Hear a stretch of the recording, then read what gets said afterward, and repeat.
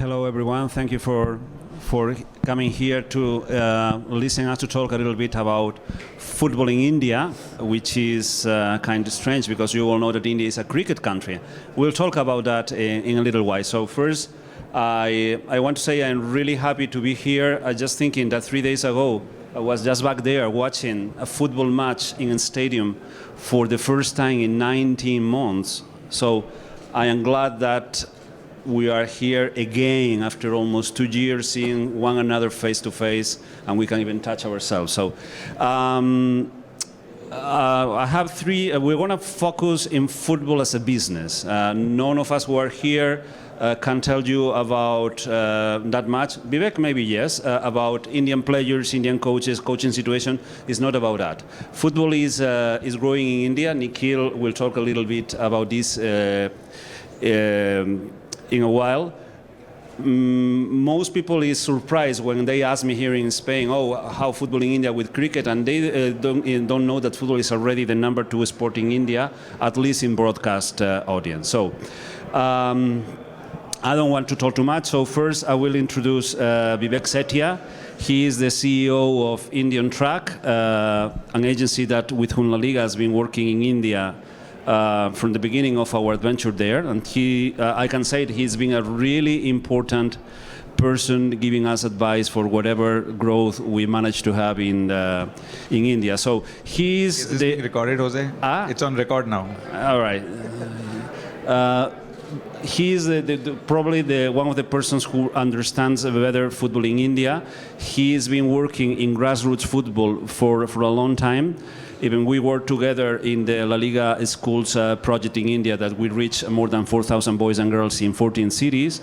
And also he is being important in the management of ISL club. ISL is the Indian Professional Football League, Pune City back in the day. So he knows Indian football from the top to the bottom. And also he has relations with the National Football Association. So he is quite a knowledgeable person about Indian football. So Vivek, in terms of everything goes together, no? What happens on the pitch and what happens in the business. So can you give us like a short overview on what's the situation of football today in India and where you expect football to be, let's say, 10 years from now?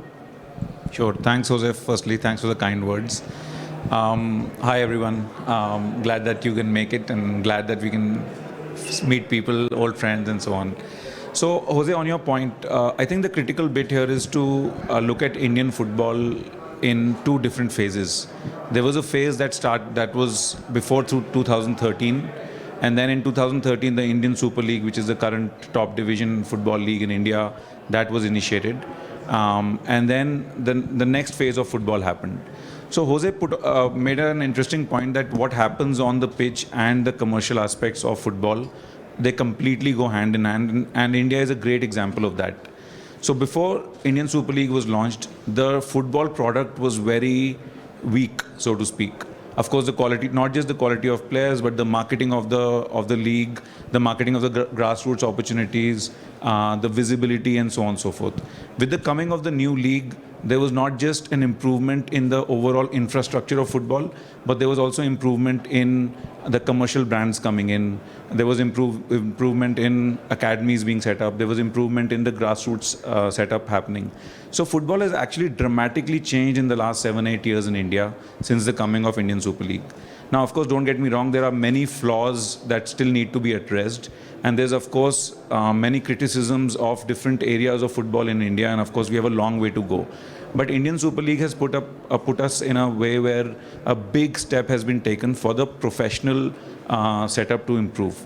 So what India has taken as overall India, if I can say, what we have taken as a step is a top-down approach. So instead of, and of course, I'm not saying it's right or wrong, we'll have to see how it pans out.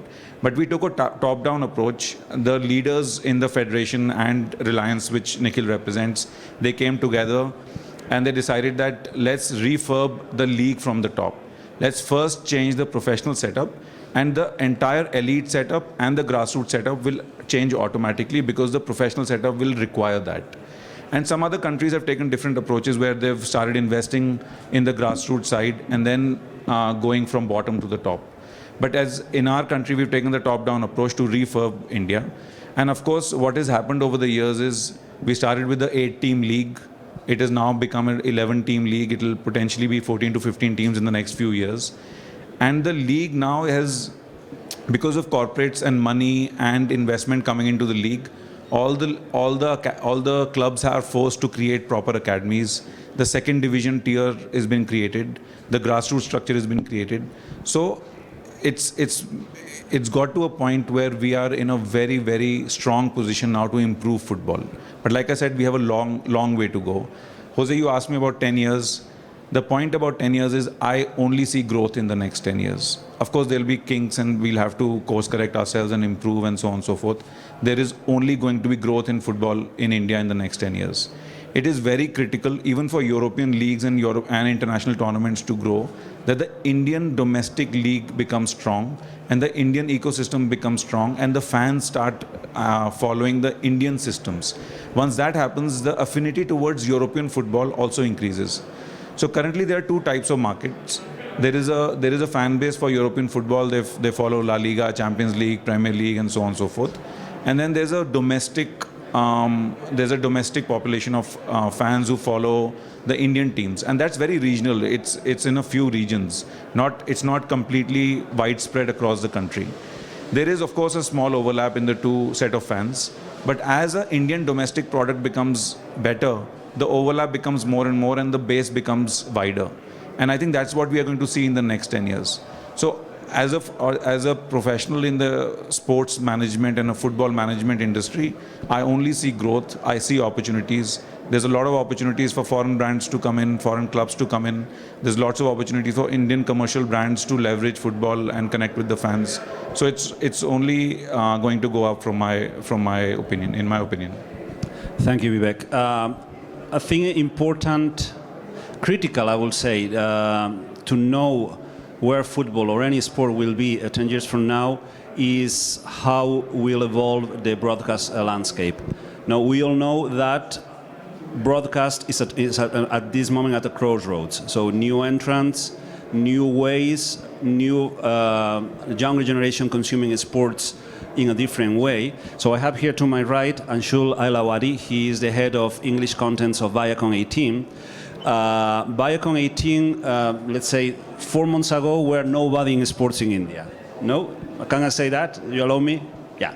So it's basically when journalists were asking me, say, what are you going to do with your rights? It's either Start or Sony. There was nothing else, it seemed.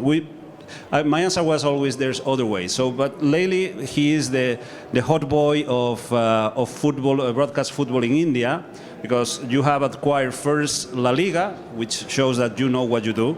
After you acquire also Serie A rights and also League One rights. And last but not least, Qatar World Cup 2022 rights for India, which is quite a bold and interesting move, I should say.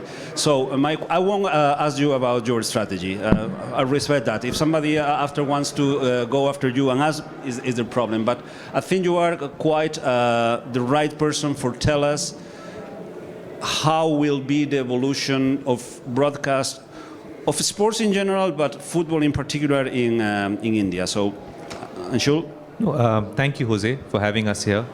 Really appreciate coming out and actually getting to speak to people, not on a screen, but in person. It's a very interesting question, Jose. And I think the answer to it is that no one really knows. India is a fast evolving market, right? One thing that we know is that there is no rule or no conventional way of doing things that's going to work for the next 5 or 6 years. At Viacom 18, one thing that we take pride in, and as broadcasters, is that we'd always like to do things very, very differently, right? And probably go the unconventional route. When we actually said that we'll put LaLiga on MTV, for instance, a lot of questions were asked. There's music, there's reality shows, there's dating, there's adventure, and you're putting, European football. And frankly, for us, it was a very calculated move. We were very well aware that will sort of add to what we bring to the table, and does a lot for the sport as well. Our first few weeks have shown that the split between male and female consumption of La Liga is 55-45. Now that was a stat that we weren't sort of 55% males and 45% females.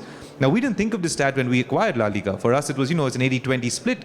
But what I'm trying to say is that this is a time to be pleasantly surprised, and this is a time to experiment and innovate, right? Reliance, Rise, the entire ISL community has done a lot already. And I don't want to sound philosophical, but 2020, when we look back, we will see it as the year of the Great Reset. A lot of things, a lot of changes that were very glacial or slow in nature will suddenly accelerate. And I think we're already sitting in 2021. We're seeing early signs of that. So going forward to answer your question, Jose, a couple of years later, if Viacom 18 looks back and we've, let's say, debunked 4 or 5 myths, right, specifically about football on television and sports on television in general or on digital platforms, we'll be very proud and very happy.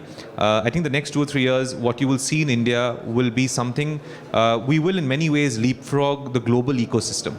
If you see our fantasy ecosystem, it's growing extremely rapidly.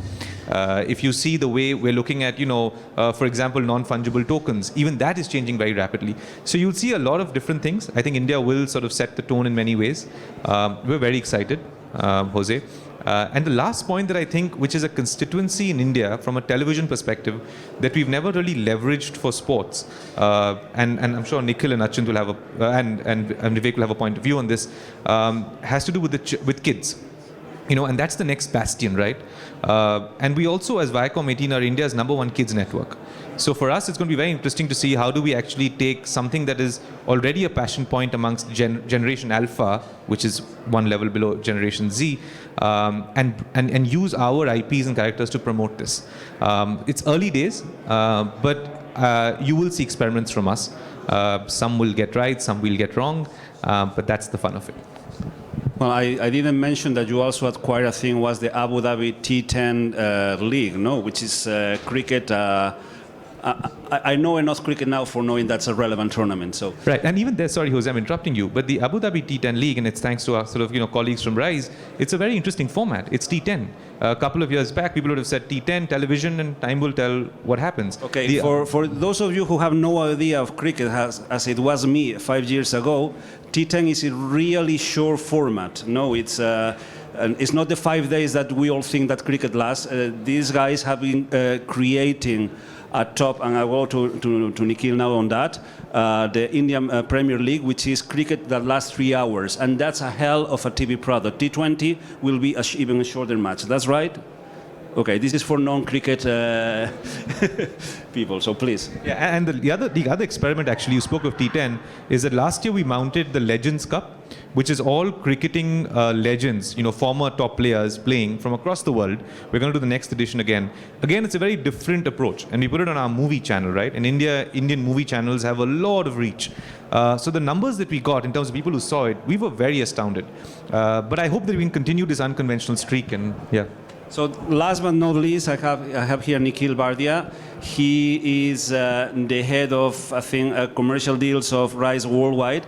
I think I not exaggerate if you are now the most relevant sports management agency in India, belonging to a larger group. Among others, you have small investment in sports, as you own the Indian Super League, the top professional football league, and also the Mumbai Indians, which is, I always say, it's like the Real Madrid of cricket. No, it's the most winning team of the history of Indian cricket, knowing that the club cricket in India has only a history of 13 years. So, but Nikhil, I want to go to cricket. The thing is, you cannot talk of sports in India without talking about cricket. And football, a question that I have constantly to answer when I meet journalists in India say how football and how LaLiga can compete with cricket. And my answer is always the same.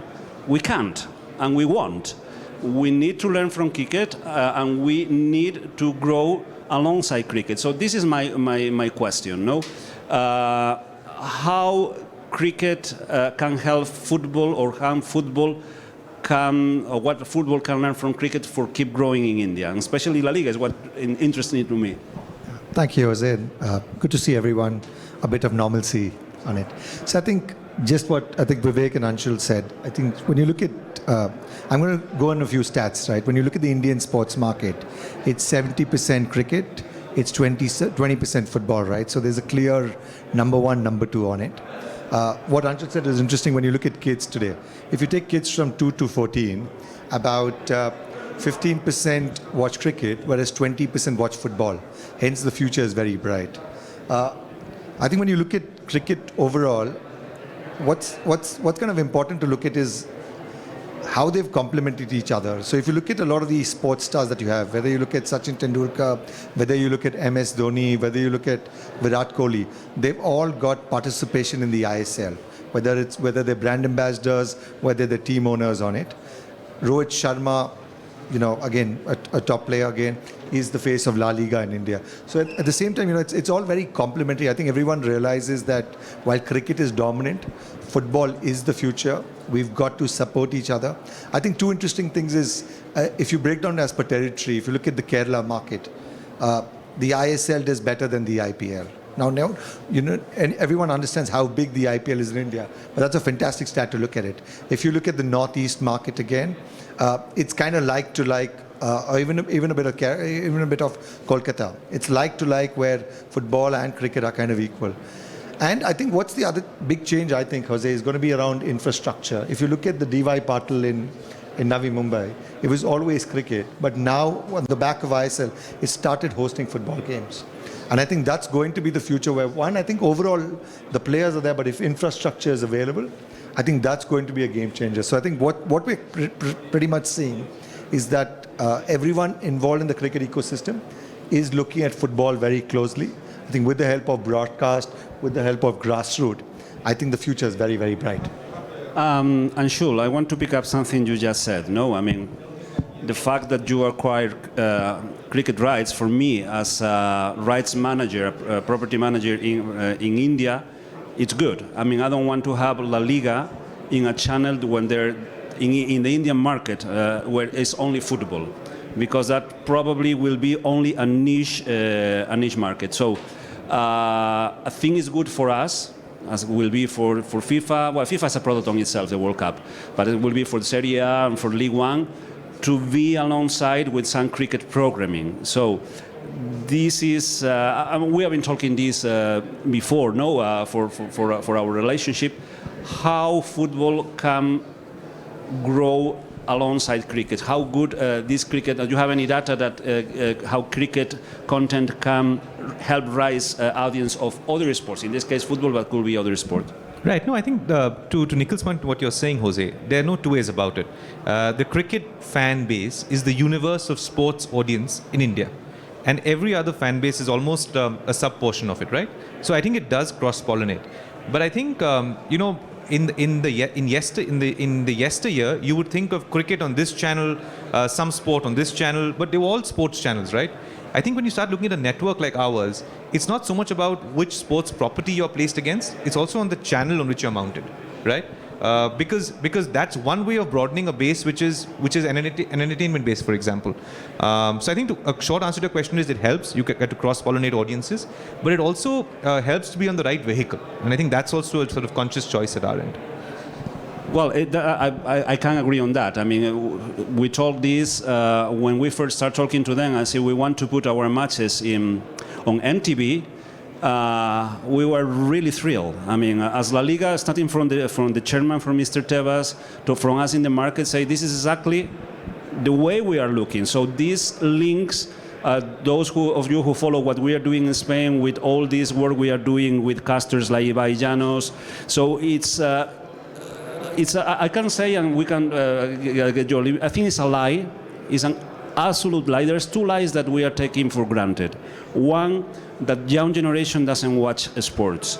And two, that they only watch 2-minute videos. I mean, Anshul used to say, if you accept that, then Netflix will be an absolute failure. And Netflix is working. And second, they are consuming more sports, but in a different way. Yes, there are short videos. Yes, there are all these casters. Yes, there is fantasy leagues, all of these. The FIFA matches is a different way. So how we, and this is a question for the three of you, how we can keep getting closer to this new generation that it's really is really a problem. It really worries us how we can keep this ball rolling, and especially in India. Talk about it. I think at the end of the day, we use the word fan engagement very broadly, and I think Anshul touched upon fantasy. I think that's the start. What you've got now is the NFTs, the non-fungible tokens, what Socios is potentially doing with getting fans involved with the teams. So I think we've got to evolve with the younger generation by not just, programming being available, but also how can programming become interactive. I think that's very, very important. And I think, tech's evolving, right? So I think that's going to be very important to keep them engaged. Vivek, please, after you. So from my perspective, one important change that is happening globally and also very relevant in India is the non-live content. Right. So earlier the interaction of a football match with a fan was purely around the live match. And now the access to the backroom stuff, the stuff that's happening off air, and the non-live content is becoming very relevant. Cricket has really cracked that in India. Of course, with Mumbai Indians doing the Netflix shows and doing a lot of content digitally and so on. And I think football clubs in India are also trying to do that, following lead of some of the European clubs as well. And I think as non-live content becomes more reachable to the fans, that becomes a very good bond between the fan and the clubs, and I think that's where the big changes we are seeing in the Indian fan consumption.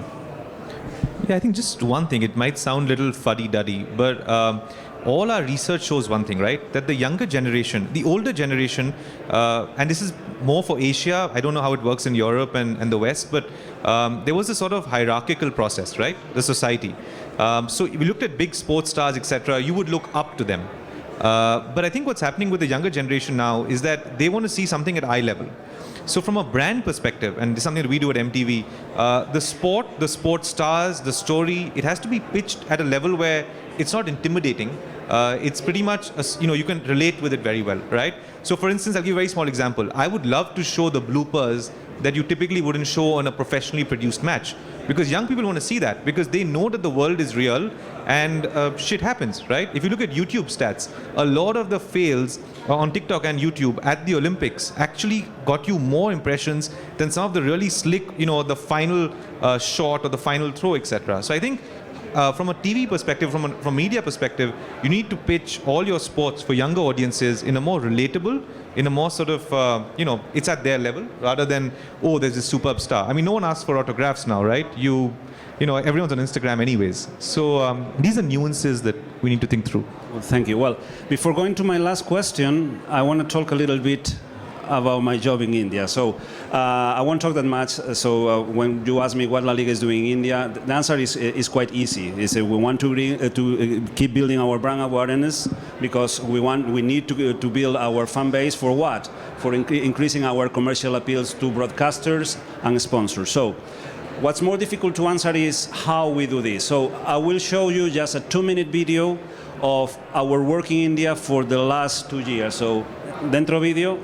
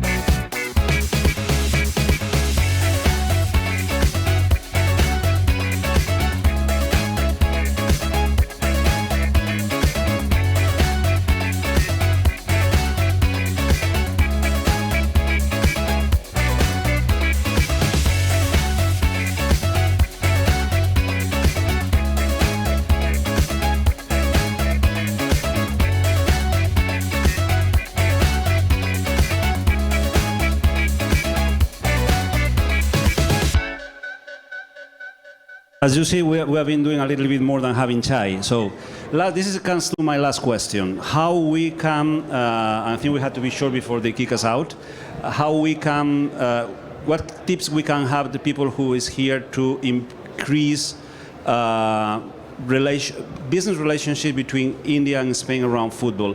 I will point out something that I was talking to them, and it is true. Something that usually happens when we want to bring together like a Spanish club and Indian club, the first problem we've got is to convince the Indian side that don't start the conversation asking for a cash investment or buying equity. And ask the Spanish side, don't start the conversation, but asking for money for giving consultancy and know-how. So you need to start from a more equal position from both sides. I think that's the starting point. So what can you tell our friends here that how to confront this situation? So I think the summary is football's got a bright future, right? And I think from an industry, sports industry perspective in India, I think we're open for partnerships. We look at what's happening in the West. We look at how things are evolving in the West.